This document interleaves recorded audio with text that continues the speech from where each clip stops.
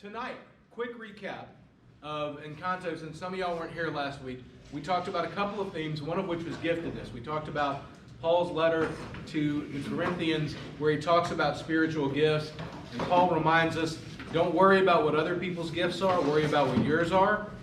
The end of the movie kind of wraps up with someone who doesn't seem to have been given a gift, but her love for the family becomes the celebration of the gift that she has for the family. We talked about that last week. So, this week, we're going to talk about the movie Moana. Some of you have seen it, some of you have not, so we'll do a quick recap. Dwayne "The Rock" Johnson plays a major part in it, which makes it one of my favorite movies, just because I love him as an actor and as a personality, and he's just fun and entertaining. He's also a fine singer, which you discover in this movie, which was a surprise to me. I did not think he could do that. But Moana takes place in on a small Polynesian island where the lead character is the daughter of the tribe's chief, and she is the one who is going to inherit kind of the chieftainship. So you've got a little bit of interesting dynamic going on there in that, you know, the chief's daughter is going to take over the tribe and not somebody else, which is not terribly uncommon. But Moana also wants to do something else. She has always felt a longing for the sea. She has always felt drawn to it. And what you discover is that several people in her life influence her in different ways. Probably the greatest influence besides her parents is her grandmother, who is irreverent and is a bit cavalier about the whole rule thing, and is a very peculiar person. Maybe you have a grandmother like that, maybe you are a grandmother like that. Either way, kudos to you. Moana loves the sea, and it calls to her. She finds herself very stirred by it, and her grandmother tells her to pursue it because she believes that there's something that Moana is going to do that works with that. She thinks that Moana is going to restore some wholeness to their world. What you discover is that there is a creature referred to as Te Kā, who is basically spreading a blight throughout all the islands, that kills the coconut trees and drives out the fish and all these things. And so Moana's grandmother decides that she is going to be the one who is going to make everything right. And early on in the movie, the sea has a special relationship with Moana. If you haven't seen it, like the ocean itself has a special relationship with this child. And so she eventually takes off and sails away to put things right. So she has to find Maui, who is Polynesian god. And Maui is in fact a Polynesian god, and there's all these legends that are associated with him. And like Disney does, they take a lot of license with what the actual legends are. I don't know if y'all realize this or not, but Disney has a long history of sanitizing the stories that we told children back in the day when we just told them the actual grim fairy tales. So they make it much happier, but the legend of Maui is a big part of the story. Moana finds Maui and convinces him that he is going to help her. And they go through all these different adventures, one of which is the side piece that I told y'all to read from the Gospel of Matthew, I think it is. Does anybody remember what the reading assignments were? All right. Do you remember what the reading from 2 Corinthians was, or 1 Corinthians? First or second? Second. Do you remember what the context of that was? Anyone? Anyone? Maybe something about... Anybody? No? Nobody did the homework? That's all right. That's right. The old people can't remember. And the new people have children, so they can't remember either. We printed it out. We printed it out. Oh, look, you printed it out. That's a bad Good. Would you Did you print out the email or did you print out the lesson? Printed out the lesson. Okay. It is kind of long. Make no page. Hey, I'll here, I'll read you all the parts that are particularly. Don't do like big text too. No wonder. And you did King James Version. I'm going to say he did King. No, he did King. It makes it even more dense. I will tell y'all, reading the King James Version of the Bible is a challenge if you know the scriptures well. It's a real challenge if like you're trying to navigate, and especially in the Old Testament. But here's an interesting bit of trivia for you. The Old Testament King James translation is actually probably the most faithful translation that we have of the Old Testament into English. It's the most faithful to the Hebrew that it was written in, because we had really good scholarship even in the 1600s. Right? Now the New Testament, not quite as good. But it's also super confusing to read. For instance, 2 Corinthians 5. For we know that if our earthly house of this tabernacle will dissolve, we have a building of God, a house not made with hands, eternal in the heavens. For in this we groan, earnestly desiring to be clothed upon with our house which is from heaven. If so be that being clothed, we shall not be found naked. For we that are in this tabernacle do groan, being burdened, not for what we would be unclothed, but clothed upon, that mortality might be swallowed up by life. Right? Let me read that in regular English from Sidney Doolittle's Bible here. For we know that if the earthly tent we live in is destroyed, we have a building from God, a house not made with hands, eternal in the heavens. For in this tent we groan, longing to be clothed with our heavenly dwelling. If indeed, when we have taken it off, we will not be found naked. Easier, right? Right? Right. Yeah. Okay. So, chapter 4, which is where we started, begins with, therefore, since it is by God's mercy that we are engaged in this ministry, we do not lose heart. It goes on, even if our gospel is veiled, it is veiled to those who are perishing. In their case, the God of this world has blinded the minds of unbelievers to keep them from seeing the light of the gospel of the glory of Christ, who is the image of God. For we do not proclaim ourselves, we proclaim Jesus Christ as Lord, etc., etc. We have this treasure in clay jars, starting in verse 7, that it may be made clear that this extraordinary power belongs to God and is not from us. We are afflicted in every way, but not crushed, persecuted, but not driven to despair. Perplexed, but not driven to despair, persecuted, but not forsaken, struck down, but not destroyed. Going on, going on, going on. So we do not lose heart, even though our outer nature is wasting away, our inner nature is being renewed day by day. Now, in chapter 5, this is the pertinent part for another piece of the lesson, which is this. From now on, therefore, we regard no one from a human point of view. Even though we once knew Christ from a human point of view, we no longer know him in that way. So if anyone is in Christ, there is a new creation. Everything old has passed away. Everything has become new. Moana, on her journeys, convinces Maui to make an effort to stop Tekau and to return this gem to the heart of the island where he stole it from and started all this mess. And they try, and they fail. And Maui's power comes from a giant fishhook, giant bone fishhook. And in their first encounter with Tekau, it breaks. Not in half, it just splinters. And so it's not working right. Just really comic relief, because Maui tries to turn himself into different animals, and he turns into weird combinations of the animal. It's fun. Good time to laugh. But Maui leaves. He's done.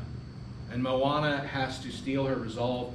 She throws the gem into the ocean, eventually decides that she is going to go and she's going to try again. And she tries again without Maui's help. He comes to help her. Eventually, she restores the island. Not by doing what she thought she was going to do. She thought she was going to put the gem back into a stone in the island. What she does instead is she offers it to Tekah. And then you realize that Tekah is also the creator. So this is one of the ways in which the mythology here of the Polynesian thing really reflects kind of a Southern Asian, sort of Pan-Asian thing, where the creator god is also the destroyer. Right? Y'all are familiar with the Egyptian god of Osiris, right? Shiva, creator and destroyer. Not too dissimilar. But once the gem is restored to the heart of Te Fiti, who is the creator, everything is put right.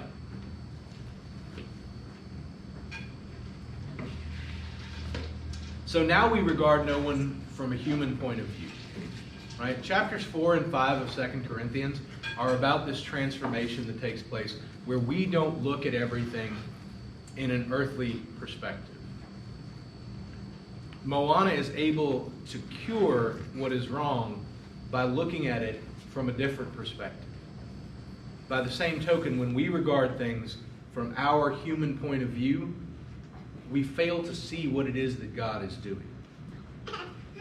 When we regard everything from our point of view, we fail to see the ability of redemption to work in the world.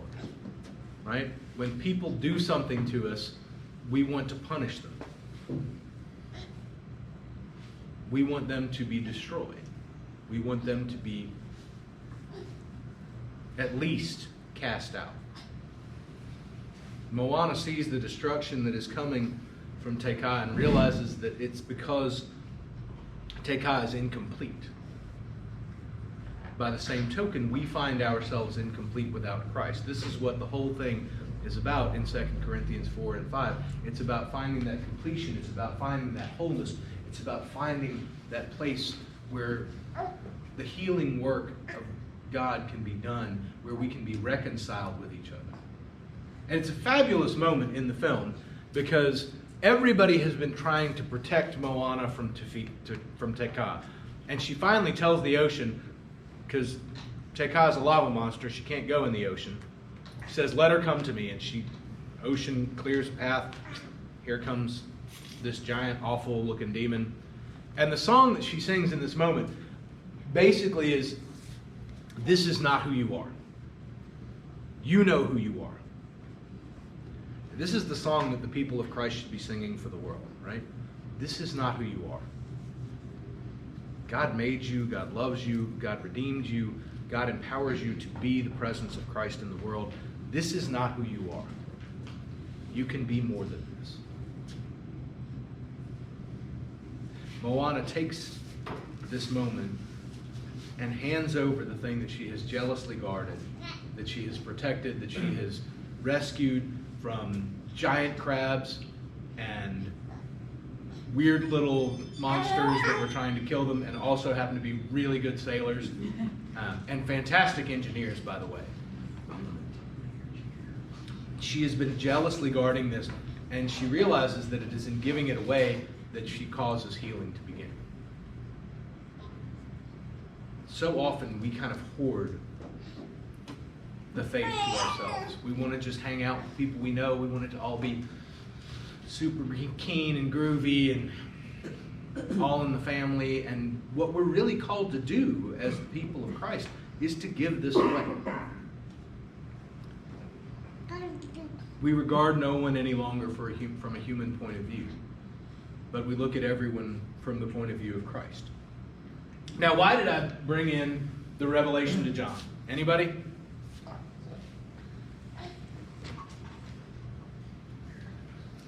Paige is checking her notes. I'll check my notes. You're not going to get there, so let me get there with you and for you. Where does creation begin? In the beginning. In the beginning, where are we? Eden. Beautiful garden, right? Perfect garden. Everything's fabulous. You know where we are in the end? In a garden. We're in a garden with a river running through it, and the tree of life is there. What is the tree that we get kicked out of the garden so that we don't eat? The tree of knowledge. The tree of knowledge. Oh, we ate the tree of knowledge of good and evil. We were like, oh, it seems like a good idea for me to know what good and evil is.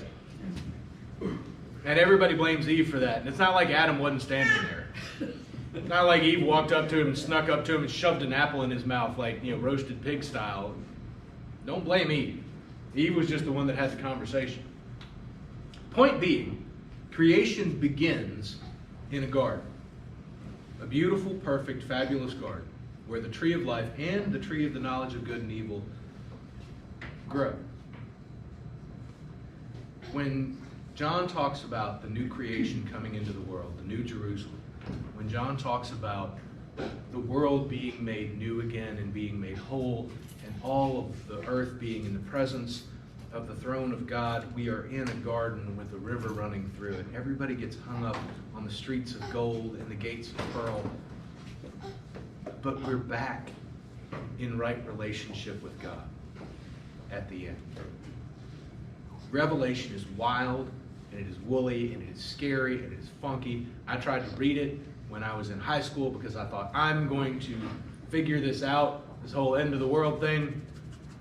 I made it through chapter 5, and I quit because I was convinced that John was either crazy as a loon or high as anyone had ever been at that time. Because we focus on the weird stuff of Revelation culturally. But again, that's not our focus. Our focus is on the kingdom of God coming on earth as in heaven, making that space where we live in that garden with the tree of life and all is right.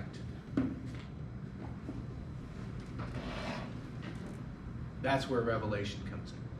And at the end of Moana, that's what happens to Fiti to recreate all that is good and joyous and all that is growing and green and lush, and the blight recedes and all is put right.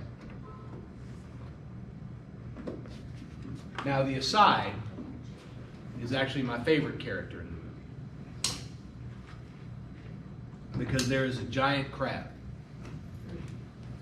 who has taken Maui's hook and stuck it on his back because it's a good decoration. And this crab has put shiny things all over himself. Tematoa. And he sings a song about how shiny he is. But the side gospel reading that we are reminded of, you remember what that was, Paige? That was a short one.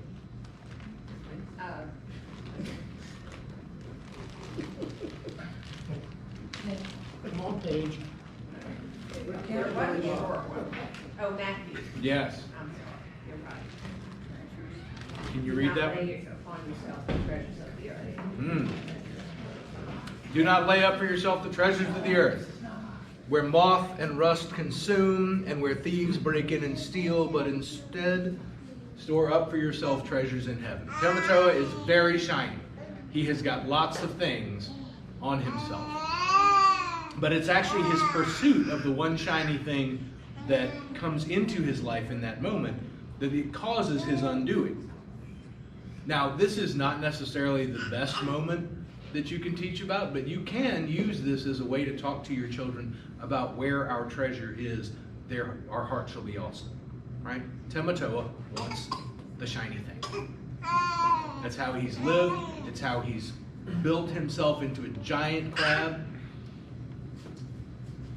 And yet, it's also what causes his undoing. Same thing for us. So often, when we are chasing the things of this world, we find ourselves undone. Right, Wesley? You are chasing a spoon right now. Treasure. We all have our treasures. Questions, thoughts, other things that you noticed from that film that you're curious about.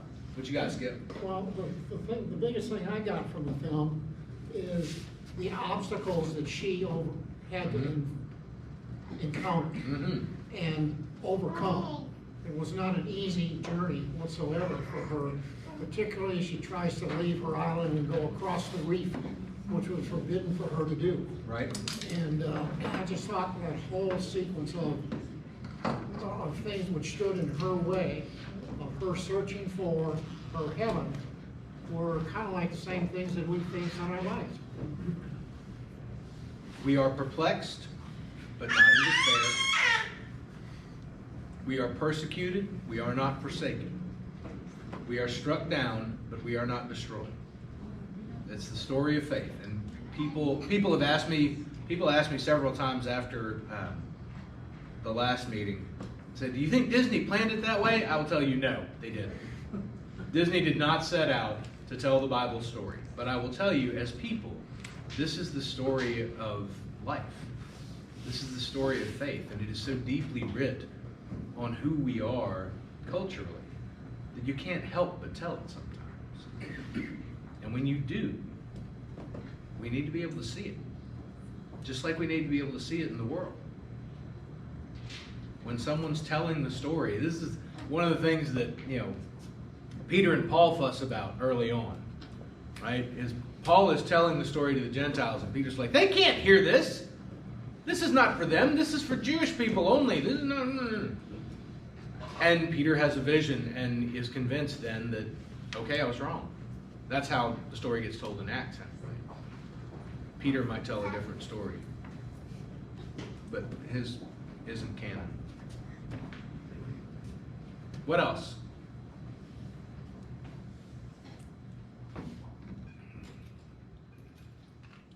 Nothing? Really?